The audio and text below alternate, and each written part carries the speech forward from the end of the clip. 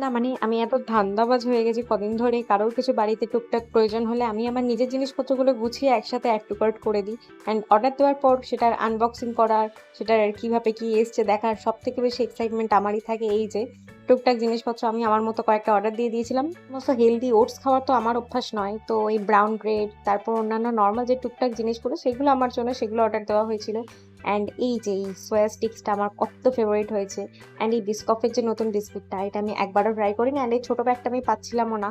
আগে ছোটোটা না খেয়ে বড় প্যাকটা যদি ট্রাই করে আনার পর বেকার নষ্ট হয় তখন খারাপ লাগবে, তো ছোটো প্যাকটা অ্যাভেলেবেল পেয়েছিলাম তাই অর্ডার দিয়ে দিয়েছিলাম। পরে সময় সুযোগ পেলে এই হরলিক্স কেনার কাহিনীটা তোমাদের সাথে পরে অন্য কোনো ভিডিওতে না হয় শেয়ার করবো।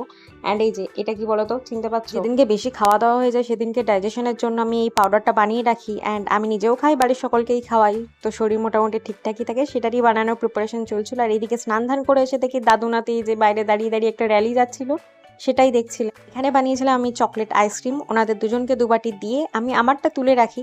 অ্যান্ড ফ্রিজে ছিল পুডিং, সেটা খাওয়ারই খুব ক্রেভিং হচ্ছিল, সেটাই খাই। তো ইয়া, দ্যাট ইজ ইট, বাই।